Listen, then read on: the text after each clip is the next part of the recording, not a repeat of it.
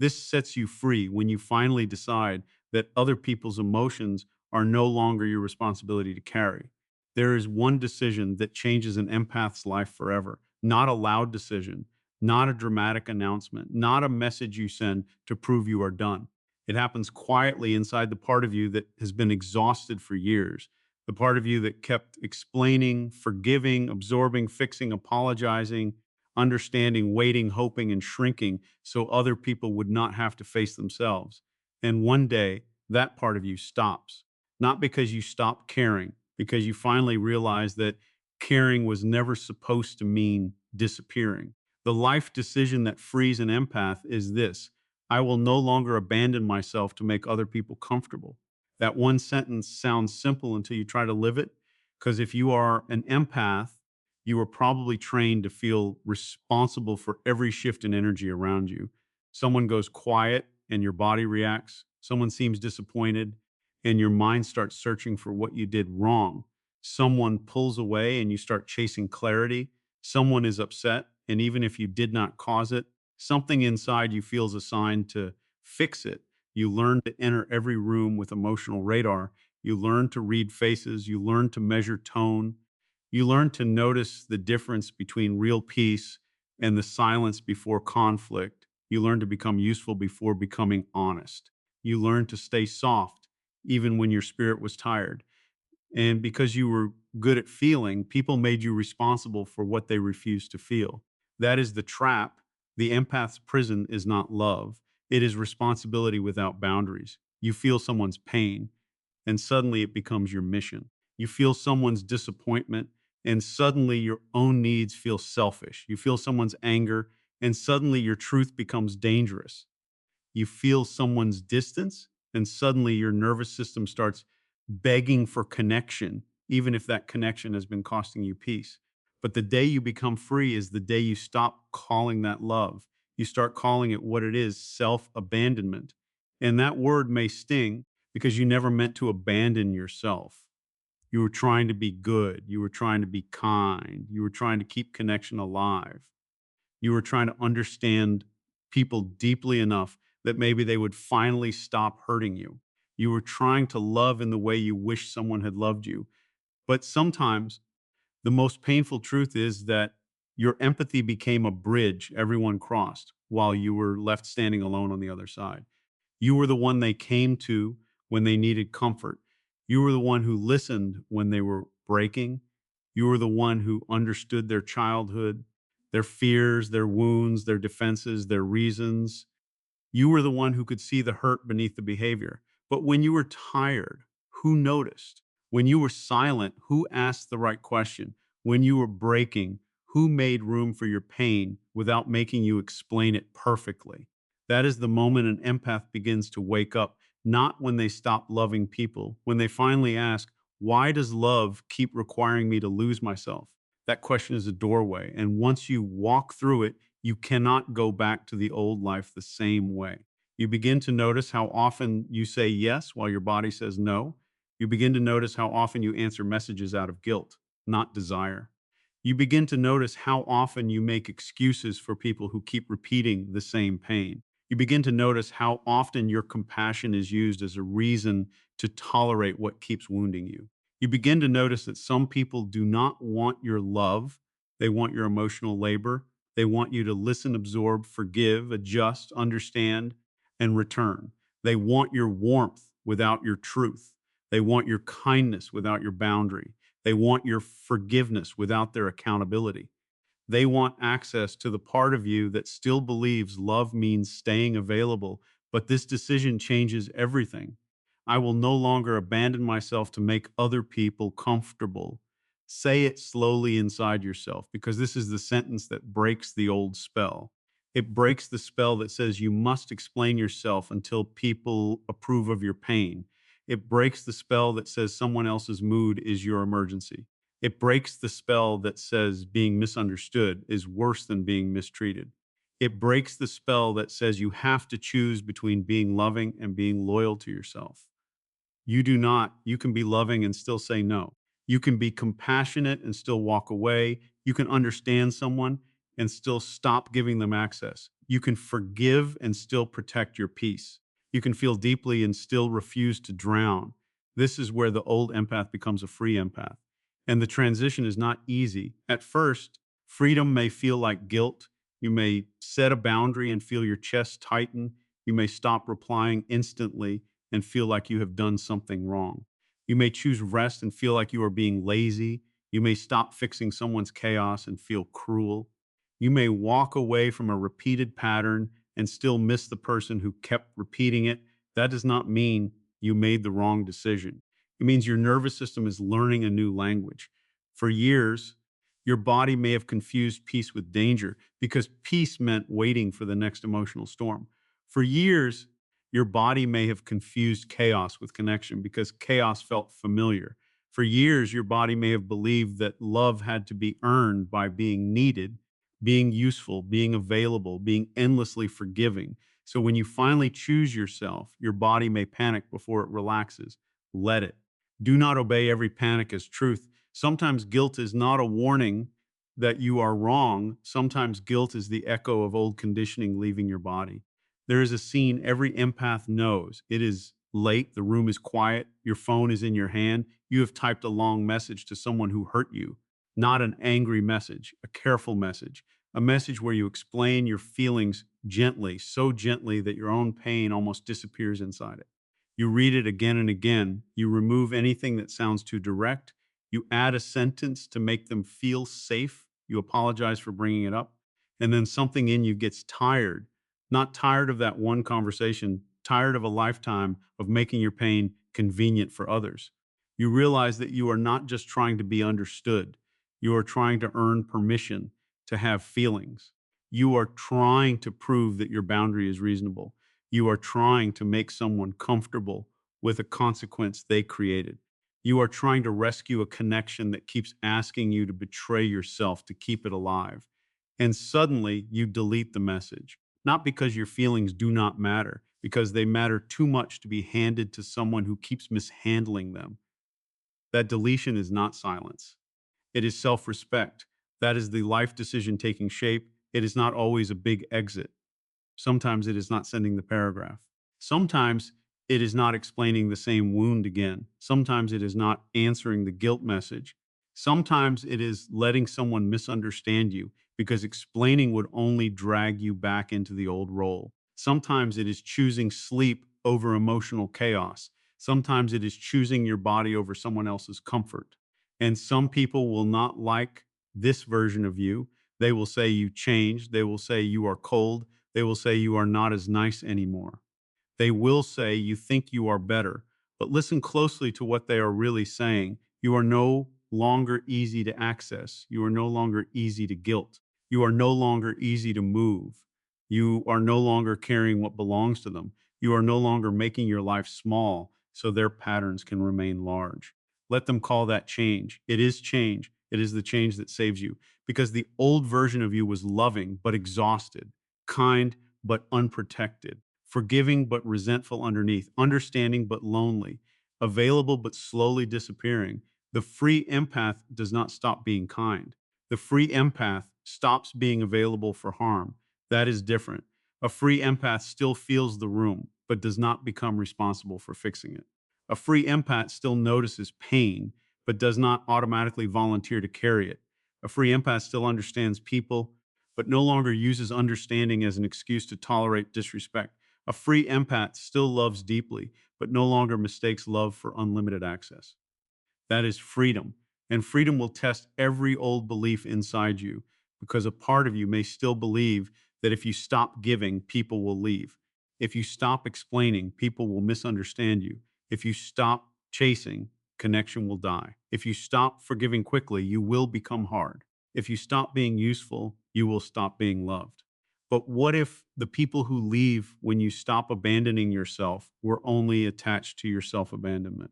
What if the relationships that break when you become honest were only held together by your silence? What if the people who call your boundary cruel were benefiting from your lack of one? What if being misunderstood by the wrong people is the price of finally understanding yourself?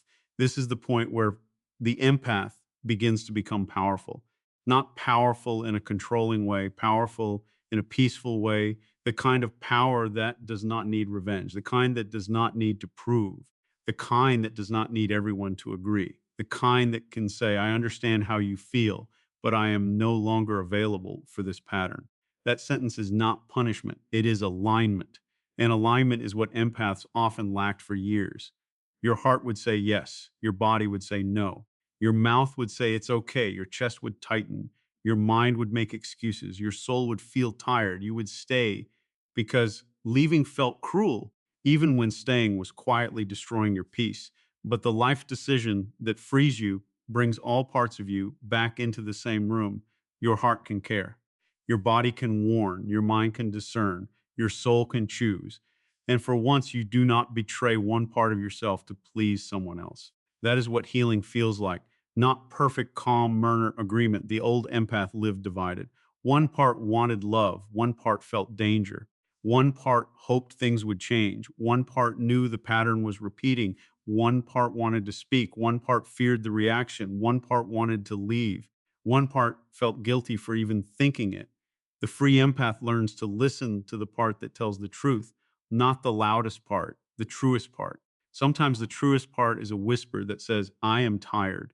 Sometimes it says, I do not feel safe here. Sometimes it says, I keep explaining, but nothing changes. Sometimes it says, I miss them, but I cannot return to that version of myself. Sometimes it says, I can love them and still choose distance. Listen to that part. It is not trying to ruin your life. It is trying to give your life back to you. The practical step is simple, but it will change everything if you actually live it. Before you say yes, before you answer, before you explain, before you forgive again, before you rush to fix someone's mood, pause and ask yourself one question. Am I choosing this from love or am I choosing this from fear?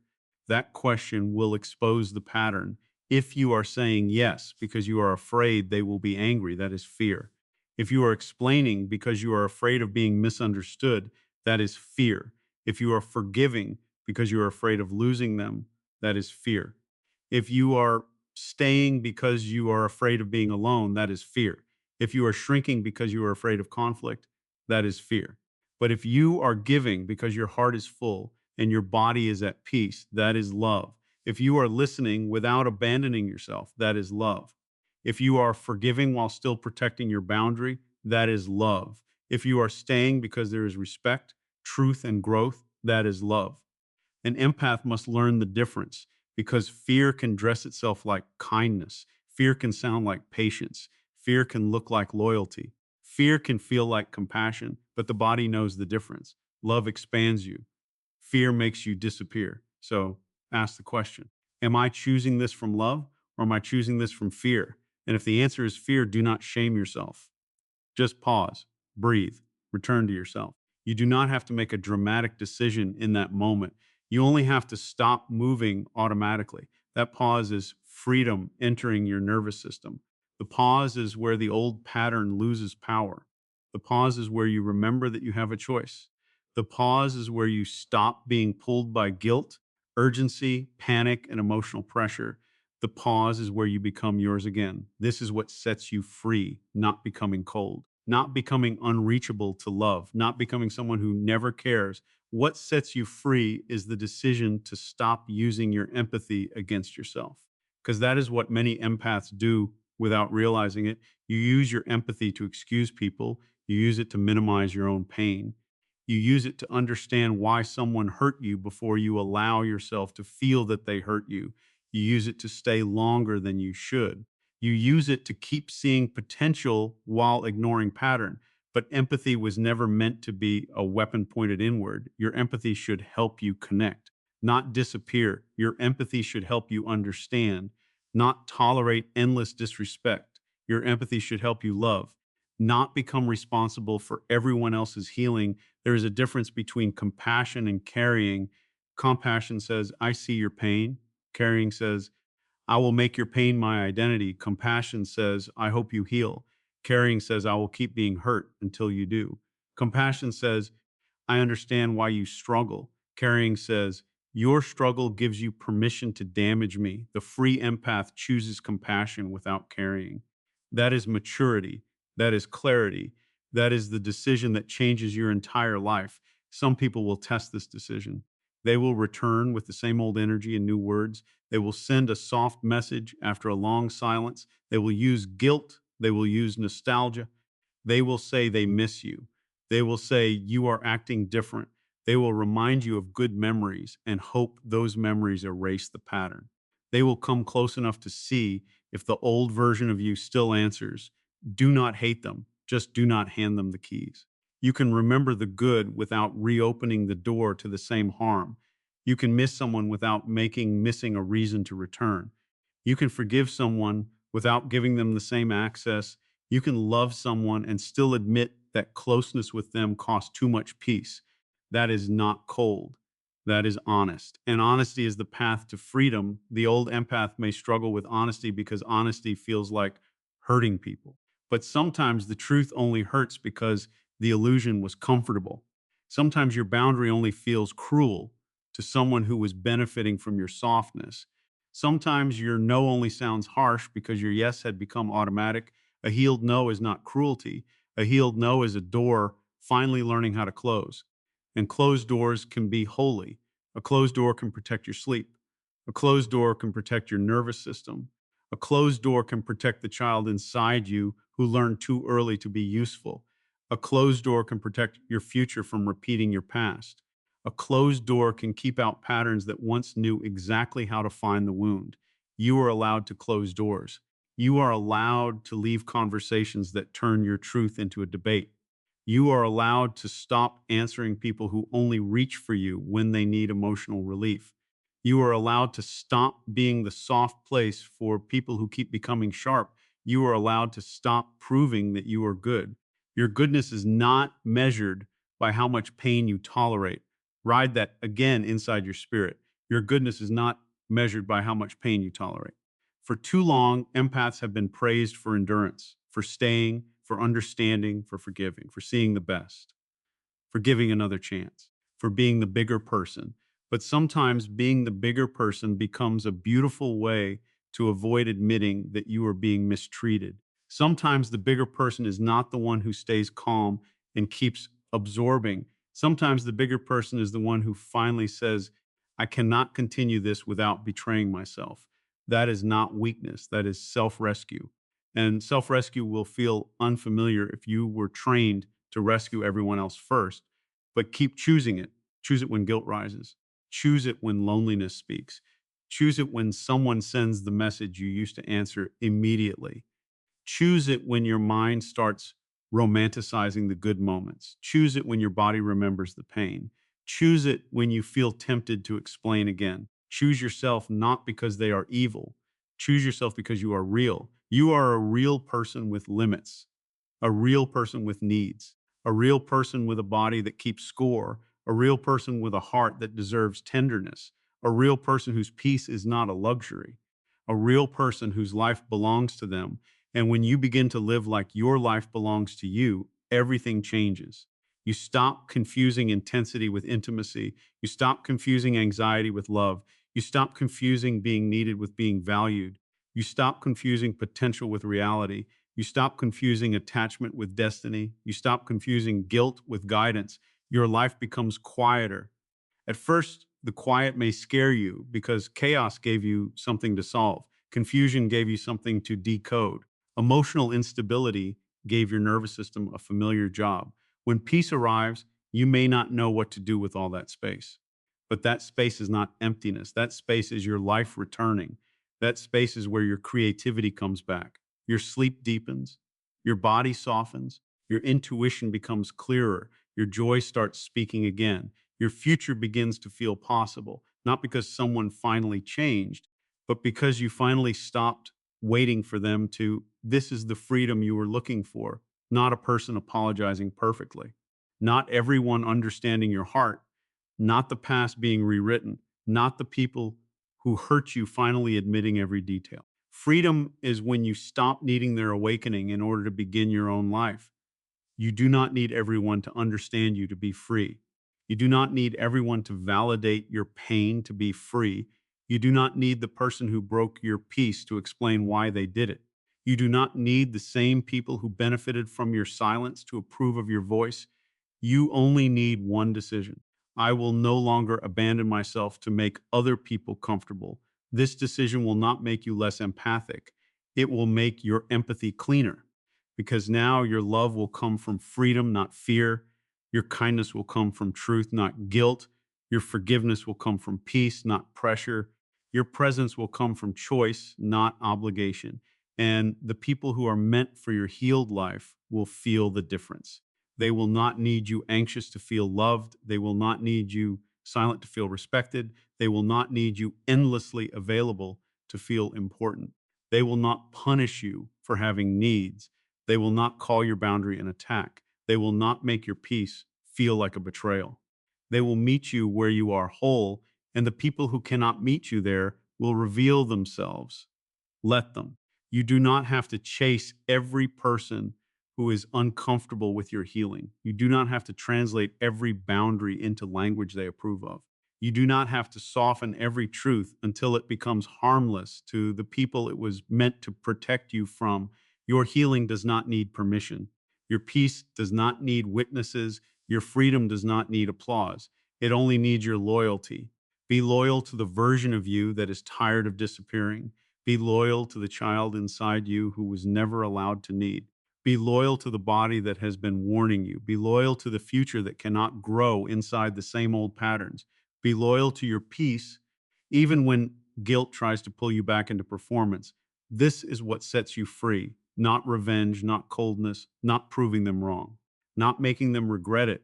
What sets you free is becoming unavailable for self abandonment. And when the next chapter begins, remember this: a toxic pattern loses power the moment the empath stops confusing love with losing themselves. His sets you free. The life decision that frees an empath is the decision to stop leaving yourself just to stay close to people who keep making you feel alone.